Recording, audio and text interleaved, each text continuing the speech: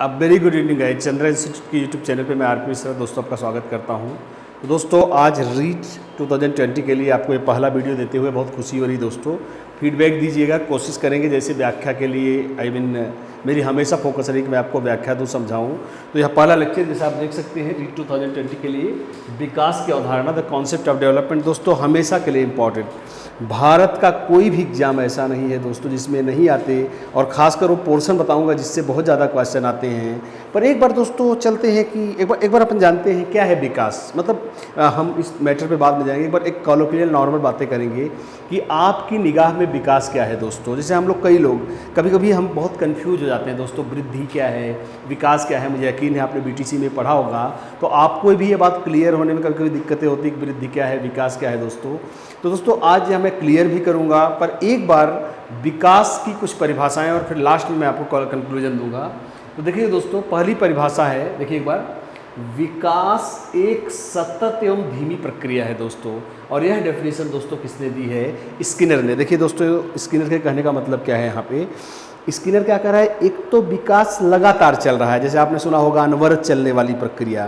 तो उसने कहा एक तो विकास लगातार चलता है, दूसरी जो महत्वपूर्ण बात है विकास के कॉन्सेप्ट में ये है कि यह धीरे धीरे, देखिए दोस्तों कहा जाता है, आपने सुना होगा लैमार्क ने क्या कहा कि धीरे धीरे भोजन की तलाश में टहनी के लिए गर्दन उठाने के कारण जिराफ की गर्दन ऊंची हो गई। तो आपको क्या लगता है, जिराफ की गर्दन क्या एक ही पीढ़ी में ऊंची हो गई होगी? नहीं, शायद जिराफ की हजारों पीढ़ियां बीती होंगी तब ऊंची हुई होगी, क्योंकि विकास थोड़ा थोड़ा विकास होने में हजारों वर्ष लग जाते हैं दोस्त। तो उन्होंने कहा विकास एक सतत अनवरत चलने वाली और धीमी प्रक्रिया है दोस्तों। और दूसरा दोस्तों, एक बहुत इंपॉर्टेंट डेफिनेशन वुडवर्थ की। वुडवर्थ क्या कह रहा है, विकास बालक के वंशानुक्रम एवं वातावरण का गुणनफल है। कहने का अर्थ क्या है दोस्तों कि विकास, मैंने दोस्तों कई लेक्चर्स में बोला कि बुद्धि हमें मिलती तो वंशानुक्रम से है, पर यह प्रकट कैसे होगी दोस्तों, यह तो उचित वातावरण पर निर्भर करता है। कोई भी दोस्तों, जैसे आप समझो शारीरिक विकास, रूप, रंग, आँखों का रंग, यह सब माता पिता से प्राप्त होता है, पर इसकी कद काठी, मजबूत होना, कमज़ोर होना वातावरण से मिले पोषण पर निर्भर करता है दोस्तों। इसलिए एक बात तो साफ है कि विकास वंशानुक्रम और वातावरण दोनों का दोस्तों क्या है, गुणनफल है। मैं आपको टाइम दे रहा था कि आप यहाँ का स्क्रीनशॉट भी ले सके। विकास एक क्रमबद्ध, दोस्तों शायद दुनिया की, मैंने अपने हमेशा हर लेक्चर में कहा, इस टॉपिक को मैं 100 बार से भी ज़्यादा पढ़ा चुका हूँ दोस्तों। मैंने हमेशा बोला कि दुनिया की सबसे बेहतरीन परिभाषा दी है एक महिला मनोवैज्ञानिक ने, जिनका नाम है लेडी एलिजाबेथ बैरेट हरलॉक। देखिए दोस्तों, बहुत विकास एक क्रमबद्ध परिवर्तनों की श्रृंखला है जिसके फलस्वरूप नवीन विशेषताओं और योग्यताओं का जन्म होता है। थोड़ा समझिए हरलॉक क्या कह रहे हैं। वो कह रहे कि विकास ऐसे थोड़ी होगा कि एक आदमी बुढ़ा होकर जवान हो जाएगा, नहीं।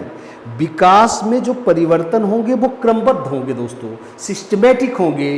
तो विकास एक क्रमबद्ध परिवर्तनों की श्रृंखला है जिसके फलस्वरूप नवीन विशेषताओं और योग्यताओं का जन्म होता है। कैसे? क्या बच्चा जब पैदा होता है आप उसके मुख में दांत देखते हैं? नहीं। क्या पैदा होते ही वो चलता है? नहीं। पर बाद में दांत भी आते हैं, बाद में चलता भी है।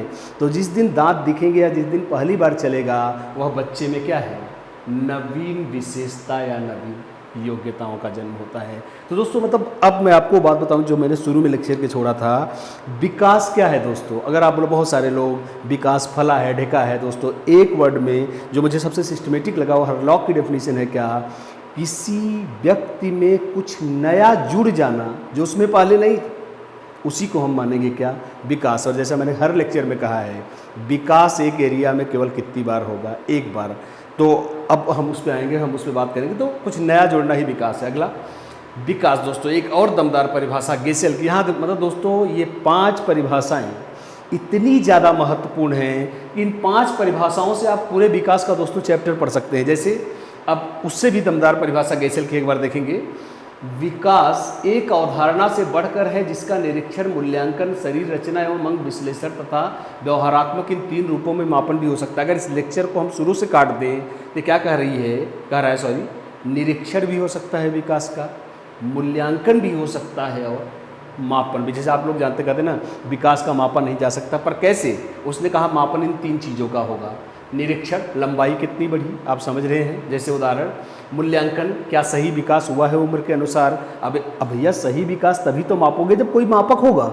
और लास्ट में दोस्तों शरीर रचना, लंबाई हाथ की कितनी बड़ी है या कौन सा विकास कैसे हुआ है, अर्थात दोस्तों विकास का निरीक्षण। जैसे आपने OCTT का एक क्वेश्चन याद आ गया मुझे रीट इत्यादि में, तो लोग कहते हैं विकास कैसे होता है, मूर्त या अमूर्त, सॉरी मात्रात्मक या गुणात्मक। तो आज आप ये समझ गए होंगे यह परिभाषा कहाँ से आती है, गेसल से, क्या कि विकास गुणात्मक ही नहीं होता बल्कि विकास दोस्तों क्या होता है, मात्रात्मक भी होता है, यह गेसल ने कहा है। और दोस्तों यह परिभाषा मुनरो की है।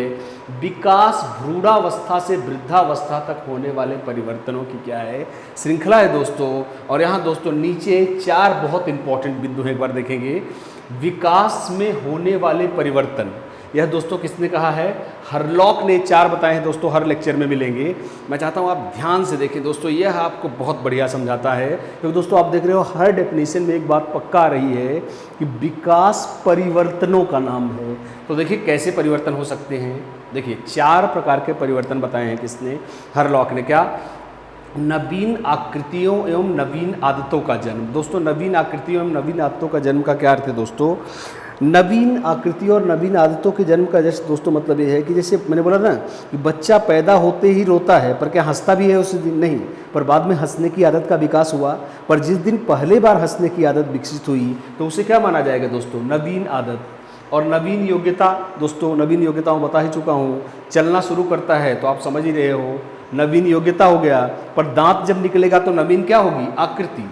पर दोस्तों यहीं तक कहानी नहीं रुकती, ये कह रहा है पुरानी नवीन आकृतियों और नवीन आदतों का जन्म तो होता ही है, पुरानी आकृतियों और पुरानी आदतों का लोप भी होता है। कैसे, उदाहरण जैसे आप समझो, मैंने आपको बोला ना कि जैसे एक बच्चे में स्थायी दांत जब आते हैं तो दूध के दांत क्या होते हैं दोस्तों, गायब हो जाते हैं। यह क्या हुआ, नवीन आकृति के कारण पुरानी आकृति का विलोपन होना। और ऐसी ही नई आदतों का देखिए, जैसे याद करिए बचपन में हम क्रीपिंग करते थे, रेंगना जिसे आप कहते हो, पर क्या आज भी आप रेंग रहे हो, नहीं। अब आप चलना दौड़ना शुरू कर देते हो तो रेंगने की आदत का क्या हो जाता है, लोप हो जाता है। अगला अनुपात में परिवर्तन, दोस्तों इसको भी एकदम बेहतर समझिए। विकास के कारण अंगों के भी विकास के अनुपात का क्या होता है, परिवर्तन। जैसे आप समझो, जब एक मानव शिशु पैदा होता है तो दोस्तों उसका सिर सबसे भारी अंग होता है शरीर का वजन के तौर पर क्या आने वाले वर्षों में सिर की लंबाई या वजन उसी अनुपात में बढ़ता है जिस अनुपात में हाथ और पैर का बढ़ता है दोस्तों, नहीं। अर्थात दोस्तों अनुपात में भी अंगों के क्या हो रहा है, परिवर्तन। और लास्ट में दोस्तों लंबाई वजन आदि में भी दोस्तों क्या होता है, परिवर्तन। और जैसा कि आप जानते हैं दोस्तों, मैं चाहूँगा अब हम देखेंगे इसका सबसे इम्पॉर्टेंट पॉइंट, और वो है विकास के सिद्धांत। तो दोस्तों विकास के सिद्धांत में यह दोस्तों वेरी ये आप समझ लीजिए, ये चाहे भारत का कोई भी एग्जाम हो यहाँ आता है, इसका सबसे इम्पॉर्टेंट पोर्शन है। और मैं आपको समझाना चाहूँगा, सबसे पहला दोस्तों मतलब विकास के सिद्धांत, फिर से कह रहा हूँ, भारत के हर एग्जाम में आते हैं और मैं आपको एग्जाम्पल देकर बहुत बेहतर समझाने की कोशिश करूँगा दोस्तों। पहला, निरंतर विकास का सिद्धांत, मतलब दोस्तों विकास आजीवन चलता रहता है। प्रश्न है कैसे, जरा एक बार सुनेंगे दोस्तों। प्रश्न ये है कि देखिए, जैसे आज आपने क्रिकेट खेलना सीखा, कल आपने लूडो खेलना सीखा, परसों आप कबड्डी खेलना सीख रहे हैं, मतलब क्या हो रहा है, आप में रोज एक नई आदत का क्या हो रहा है, विकास। पर आपने क्या देखा, जो मैंने बोला वही बात, एक आदत का विकास एक ही बार होगा। तो निरंतर विकास का अर्थ है कि हम अलग अलग क्षेत्रों में कुछ नया रोज क्या कर रहे हैं, सीख रहे हैं दोस्तों। यह रहा क्या, निरंतर विकास का सिद्धांत। एक दोस्तों फोकस करेंगे, सरल से जटिल। दोस्तों विकास, इसका साधारण अर्थ इतना ही है कि विकास की शुरुआती आकृति हमेशा सरल होती है, जबकि बाद की आकृति क्या होती है, जटिल। जैसे मैंने आपको लास्ट में प्रैक्टिस में भी ये समझाया था और उदाहरण दिया था, जैसे एक बीज किसका, गेहूं का, और उसी बीज से निकला हुआ क्या, पौधा। जरा आप देखिए, क्या आपको गेहूं के बीज में जड़ें दिखती हैं, नहीं दिखती। क्या आपको पत्तियां दिखती हैं, नहीं दिखती। तना दिखता है, नहीं दिखता। पर पौधे में तो दिखता है, जो कि निकला है गेहूं के किससे, बीज से। अर्थात दोस्तों शुरुआती बीज एक कैसी आकृति है, सरल आकृति। मैं आपको बॉटनी की सहायता से समझाने की कोशिश कर रहा हूँ, जबकि उसी से निकला पौधा एक कैसी आकृति है दोस्तों, जटिल आकृति है। तो दोस्तों विकास सरल से किसकी ओर होता है, जटिल। वैयक्तिक विभिन्नता का सिद्धांत दोस्तों देखिए ना, जैसा मैंने कई बार बोला आपको कि जुड़वा बच्चे भी देखेंगे, जुड़वा बच्चे भी दोस्तों एक जैसे नहीं होते। क्या जुड़वा बच्चों की लंबाई, चौड़ाई, चेहरा, मोटाई, आंखों, शरीर का रंग सब एक ही होता है? नहीं दोस्तों, जुड़वा होने के बावजूद भी उनमें कुछ अंतर जरूर पाए जाते हैं। इसी को तो क्या कहते हैं, वैयक्तिक विभिन्नता का सिद्धांत। अगला असमान गति का सिद्धांत दोस्तों एक बार देखेंगे। जैसे दोस्तों अब मैं आपको दिखाता हूँ एक चार्ट किसका, शारीरिक विकास का। शारीरिक विकास शैशवावस्था, मैं शॉर्ट में थोड़ा समझाने की कोशिश कर रहा हूँ। शैशवावस्था में अत्यंत ही क्या होता है, तेज। बाल्यावस्था, शॉर्ट में लिख दे रहा हूँ, बाल्यावस्था में थोड़ा क्या होता है, धीमा। फिर किशोरावस्था में दोस्तों क्या हो जाता है, तेज। और फिर प्रौढ़ावस्था में क्या हो जाता है, धीमा। तो दोस्तों आप क्या देख रहे हो कि विकास तेज धीमा, तेज धीमा, मतलब विकास एक जैसा नहीं रहता, इसकी रफ्तार कम ज़्यादा होती रहती है दोस्तों। मुझे यकीन है आप समझ गए होंगे। इसलिए चौथे का नाम क्या है, असमान गति का सिद्धांत। पांचवा देखेंगे दोस्तों, सिर पुच्छी या सिफेलोकाउडल सिद्धांत। इसमें दोस्तों इसका यह नाम थोड़ा इंपॉर्टेंट है, कई बार इंग्लिश दे देता है तो आप समझ नहीं पाते। वैसे ये सिद्धांत आप जानते हैं बहुत आसान है। सिफेलोकाउडल सिद्धांत दोस्तों क्या कहता है, सिफेलो लैटिन भाषा में सिर होता है, काउडल सिर के नीचे वाले भाग, जिसके कहने का दोस्तों अर्थ यही है इतना कि विकास सिर से किसकी तरफ होता है, पैर की तरफ होता है। सिर पुच्छी दोस्तों आप सभी जानते हैं, गर्भावस्था में पहले शिशु का मस्तिष्क बनता है, फिर धड़ बनता है, फिर बाकी नीचे के अंगों का निर्माण होता है। अर्थात विकास सिर से किसकी तरफ जाता है, पैर। छठवां देखेंगे दोस्तों, केंद्र से बाहर की ओर का सिद्धांत या समीप से दूर। देखिए दोस्तों आसान है, मैं इसको आपको थोड़ा मजाकिया लहजे में समझाना चाहूँगा। देखेंगे जैसे दोस्तों आप समझो, जैसे कितना अजीब लगेगा, पहले उंगली बने, फिर ये वाला पार्ट बने और फिर ये वाला पार्ट बने। जरा आप सोचो दोस्तों, तो यह कैसे कनेक्ट होगा बाकी की बॉडी से। तो दोस्तों पहले छाती बनती है, मतलब पहले सेंटर डेवलप हो रहा है, फिर बाहर की ओर भुजाएं, उंगलियां डेवलप होती। दोस्तों यह हल्का सा अलग है किससे, सिर पुच्छी से। क्या, पहले नज़दीकी अंगों का विकास होगा, फिर दूर का। यह हो गया क्या, समीप से दूर का सिद्धांत। दूसरा क्या है, पहले सेंट्रल पार्ट का विकास होगा और उसके बाद बाहरी अंगों का विकास होगा। दोस्तों एकीकरण का सिद्धांत दोस्तों बहुत इंपॉर्टेंट, वेरी वेरी इंपॉर्टेंट। ये भी दोस्तों बहुत आता है, CTT में भी आ गया है, तो मैं आपको समझाऊंगा। देखिए दोस्तों आसान है, मैं जो रोज़ देखता हूँ, मैं दोस्तों अपनी दैनिक जीवन से ही साइकोलॉजी करेक्ट करता हूँ, तो मैं आपको थोड़ा बताऊँगा। देखिए जैसे दोस्तों मेरी एक छोटी सी भतीजी है, अब जैसे वो खिलौना, अब तो शायद अब तो काफ़ी बड़ी हो गई, आई मीन 1 साल हो गई है धीरे धीरे, पर शुरू में 5-6-7 महीने पहले क्या था, जैसे उसके सामने कोई खिलौना रखा गया, वो ये समझ नहीं पाती थी कि यह खिलौना हाथ से पकड़ा जा सकता है। मतलब उसको लगता है कि ये शरीर के अंग अलग हैं, मैं सीधा उसके ऊपर चली जाऊं, और वो खिलौने को सीधा, कई बार आपने देखा होगा बच्चा सीधा खिलौने को अपनी छाती के नीचे दबा लेता है। वो नहीं समझता कि हम हाथ से लेटे लेटे ही खिलौना उठा सकते हैं। तो दोस्तों होता क्या है, एकीकरण का सिद्धांत क्या कहता है कि शुरू में किसी कार्य को करने के लिए एक बच्चा अपने संपूर्ण शरीर को यूज करता है, पर धीरे धीरे किसी एक अंग की सहायता से हाथ, भुजाएं, उंगलियों पर काबू करना सीखता है। दोस्तों इसी मतलब कहने का अर्थ है दोस्तों, अब वो समझ जाता है कि हाथ भी बाकी के शरीर से अलग नहीं है। इसी को बोलते हैं द लॉ ऑफ इंटीग्रेशन, और इसी को दोस्तों कहते हैं एकीकरण का सिद्धांत। और अब चलेंगे दोस्तों वर्तुलाकार, ये भी दोस्तों 2 मिनट में एक बार समझ लेंगे कैसे। देखिए एक छोटा सा यहाँ चित्र मैं दिखा रहा हूँ आपको, ऐसे देखिए दोस्तों विकास कैसे होता है। जैसे दोस्तों यहाँ से विकास शुरू हुआ, कोई भी विकास दोस्तों, अब दोस्तों यहाँ से विकास आपने शुरू किया, खूब तेज़ी से विकास किया। जैसे आपने, मैं देखो वैसे मेरे पास और भी बहुत तरीके हैं देहाती, पर एक बार समझेंगे। अब मान लो यहाँ पे आपने विकास की चरम प्राप्त कर ली। अब दोस्तों अब जब चरम बोले तो परिपक्वता प्राप्त कर ली, तो अब आप ऊपर थोड़ी जाओगे दोस्त, अब आप किधर आओगे, देखो कैसे आओगे, ऐसे नीचे की ओर आओगे दोस्तों। अर्थात दोस्तों कोई भी विकास, वर्तुलाकार का अर्थ है, देखिए दोस्तों यहाँ पे देखेंगे विकास ऐसे नहीं होता, ऐसे होता है, ठीक है। तो दोस्तों मैं चाहूँगा कि आप देखें कि विकास का अर्थ है कि कोई, कई बार आपने देखा होगा कोई बुढ़े ऐसे होते हैं जो यूँ झुक के चलते हैं। दोस्तों उन्होंने विकास में परिपक्वता प्राप्त कर ली है, अब धीरे धीरे वो वर्तुलाकार विकास, मतलब कहने का अर्थ है दोस्तों कि अपना चरम प्राप्त कर लेने के बाद हर विकास किसकी ओर जाता है, ढलान की ओर जाता है दोस्तों। और अब चलेंगे दोस्तों वंशानुक्रम एवं वातावरण की अंतःक्रिया का सिद्धांत। दोस्तों अभी भी मैंने बताया कि मानव शिशु चलेगा या मानव शिशु दोस्तों बुद्धिमान है जन्म से, पर वह नौकरी पाएगा अपने टैलेंट के अनुसार कि नहीं, यह तो वातावरण पर निर्भर करता है दोस्तों। मैंने बोला कि विकास दोस्तों जैसे शरीर की कद काठी वंशानुक्रम की देन है, पर उसको पोषण कहाँ से मिलेगा भाई? पोषण किससे मिलेगा? पोषण हमेशा मिलेगा वातावरण से। मतलब दोस्तों कहने का अर्थ क्या है कि विकास पूरी तरह से वंशानुक्रम या वातावरण में एक तरफा किसी का नहीं है, बल्कि दोनों का मिला जुला असर है दोस्तों। यह इंपॉर्टेंट है दोस्तों, बहुत आता है सीटीटी में। 10वां, समान प्रारूप या प्रतिदर्श का सिद्धांत दोस्तों। समान प्रारूप या प्रतिदर्श का सिद्धांत दोस्तों क्या कहता है?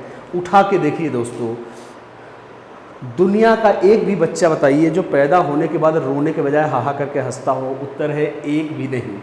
हर बच्चे, जरा सोचिए, हर बच्चा पहले शैशवावस्था में जाता है, फिर बाल्यावस्था में जाता है, फिर किशोरावस्था में जाता है, फिर प्रौढ़ावस्था में जाता है। क्या कोई ऐसा बच्चा आपने देखा जो पैदा ही 90 साल का होता? नहीं, क्योंकि दुनिया में हर बच्चे के विकास का मॉडल, नमूना या पैटर्न दोस्तों क्या है? एक जैसा है। इसी को दोस्तों हम क्या बोलते हैं? बहुत इंपॉर्टेंट दोस्तों, ये लास्ट के 4 बहुत इंपॉर्टेंट हैं। समान प्रारूप या समान प्रतिदर्श या समान नमूने का सिद्धांत बी। इसी, अब दोस्तों इसी को देखिए, इसी को अगर आप बदल दो, इसमें देखो दोस्तों इन चारों में एक कनेक्शन है। एक क्या है? कनेक्शन है दोस्तों। और वो कनेक्शन क्या है कि एक से दूसरा निकलता है। अब वही चीज़ आती है प्रिंसिपल नंबर 11 में, क्या? निश्चित क्रम का सिद्धांत। वही अभी मैंने बोला ना। अब कहो किसी को स्थायी दांत आ जाए फिर दूध के दांत आए, ऐसा नहीं संभव है भाई। पहले दूध के दांत आएंगे फिर स्थायी दांत आएंगे। अर्थात विकास का क्रम क्या होता है? निश्चित होता है। अब जरा देखिए दोस्तों, अगला वाला 11वें से निकलेगा। क्या भाई? वो क्या कर रहा है? पहले शैशवावस्था आएगी, फिर बाल्यावस्था आएगी, फिर किशोरावस्था आएगी। तो दोस्तों अब यह किसके आधार पर आपने कहा? निश्चित क्रम। अर्थात कोई भी इस क्रम को उल्टा दिशा में चला नहीं सकता। यही क्या है दोस्तों? अविलोम्यता का सिद्धांत। अर्थात विकास कभी भी उल्टी दिशा में चल नहीं सकता दोस्तों। और अब देखिए दोस्तों, 12वें से नियम नंबर 13 निकल रहा है। क्या? भविष्यवाणी या पूर्व कथनीयता का सिद्धांत। अब आप एक बार कहोगे अरे यार ये साइंस में भविष्यवाणी कहाँ से आ गई? अब दोस्तों ऊपर के 12वें को अगर देखो तो 13वां निकलता है। क्या? जब आप विकास को उल्टा कर ही नहीं सकते तो विकास की भविष्यवाणी तो बैठे बैठे हो सकती। कैसे? कोई भी बच्चा पैदा होते ही 20 साल का नहीं होगा, भविष्यवाणी नंबर 1। पैदा होते ही कोई बच्चा दौड़ नहीं लगाएगा, भविष्यवाणी नंबर 2। पर प्रश्न है आप किस बेस पे कर रहे हो? क्योंकि विकास का क्रम निश्चित है और इसे उल्टा चलाया नहीं जा सकता दोस्तों। मुझे यकीन है आपको मजा आया होगा। और अब चलेंगे वृद्धि एवं विकास में अंतर। देखिए दोस्तों, यह भी एक इंपॉर्टेंट है, कई बार क्वेश्चन आता है। तो देखिए दोस्तों, मैं एक बार हल्का आपको समझाने की कोशिश करता हूँ। वृद्धि और विकास में देखेंगे दोस्तों अंतर। तो अब लेंगे, इधर आ जाओ, देखेंगे वृद्धि और विकास का अंतर। पहला देखिए दोस्तों, कई बार आपको कन्फ्यूजन होता है कि वृद्धि और विकास में क्या अंतर है। पहला, मूर्त। दोस्तों जरा आप सोचिए, आपने एक आम का पेड़ लगाया, सिंपली सोचिए, आप अगर उसको मापो, आप देख सकते हो कितना बड़ा हुआ है शुरू से। अर्थात वृद्धि आपको दिखती है, पर भाषा विकास कितना हुआ है क्या आपको दिखाई देता है? नहीं। अर्थात विकास दोस्तों क्या होता है? अमूर्त होता है। दूसरा, मात्रात्मक। अब सिंपल सी बात है कि जब आपका लगाया हुआ आम का पेड़ आपको बढ़ते हुए दिखता है तो आप इसे मीटर और इंच में माप भी तो सकते हो। अर्थात इसकी मात्रा, मात्रात्मक किसको कहते हैं दोस्तों? जिसकी यूनिट हो, किलोग्राम, मीटर, सेकंड, लीटर, किसी में जिसको व्यक्त करोगे उसे क्या कहा जाएगा? मात्रात्मक। पर विकास दोस्तों, देखिए दोस्तों, आप में से काफ़ी लोग ये समझते हैं कि विकास गुणात्मक है, मात्रात्मक नहीं होता दोस्तों। पर आप अभी भी गेसेल की परिभाषा दोस्तों देख सकते हो। गेसेल ने क्या कहा कि मूल्यांकन और मापन भी कुछ हद तक हो सकता है। और मापन किसमें होगा दोस्तों? मात्रा में ही तो होगा। जैसे आपने सुना होगा कि मानव शिशु का मस्तिष्क शैशवावस्था में ही 90% विकसित हो जाता है। अब ये 90% विकसित अगर हो जाता है दोस्तों तो मापा गया तभी तो आपको बताया गया कि 90% विकसित हो जाता है। तो दोस्तों वृद्धि विकास मात्रात्मक भी होता है और गुणात्मक तो ऑफ कोर्स काफ़ी विकास दिखाई नहीं पड़ते, इसलिए गुणात्मक होगा ही दोस्तों।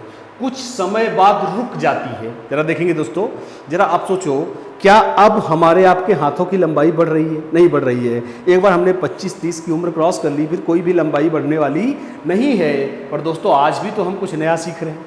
अर्थात विकास आजीवन चलता रहता है, दिशा निश्चित नहीं दोस्तों। वृद्धि नकारात्मक भी हो सकती है और सकारात्मक। कैसे? तापमान का उदाहरण देता हूँ ज्योग्राफी से। तापमान जम्मू जैसे शहरों में बढ़ भी सकता है और शून्य के नीचे भी माइनस में क्या हो सकता है, घट सकता है। अर्थात वृद्धि growth can be positive as well as negative. एक मतलब वृद्धि आपकी सकारात्मक भी हो सकती है और नकारात्मक, पर विकास नकारात्मक नहीं हो सकता दोस्तों। यह निरंतर क्या होता है, विकास की दिशा उल्टी नहीं चल सकती। कैसे? अब आप अभी मैंने आपको क्या पढ़ाया कि विकास सिर से किसकी तरफ होता है, पैर। अब किसी का विकास पैर से सिर की तरफ नहीं होगा, अर्थात इसकी दिशा पहले से ही क्या है दोस्तों, निश्चित है। और अब आपको रजत जी दिखाएंगे दो खास पॉइंट्स। देखिए दोस्तों, हर लेक्चर में यह एकदम नए तरीके का लेक्चर शूट किया जा रहा है, आपको फ्रेश लेक्चर शूट हो रहे हैं दोस्तों। हर एक पॉइंट में आपको एक मजेदार चीज देखने को मिलेगी, कुछ स्पेशल, एग्जाम स्पेशल। तो ये रहा REET special, let's call it REET विशेष। मैं दोस्तों लगातार अपने लेक्चर्स में दे रहा हूं आपको रीट विशेष। क्या?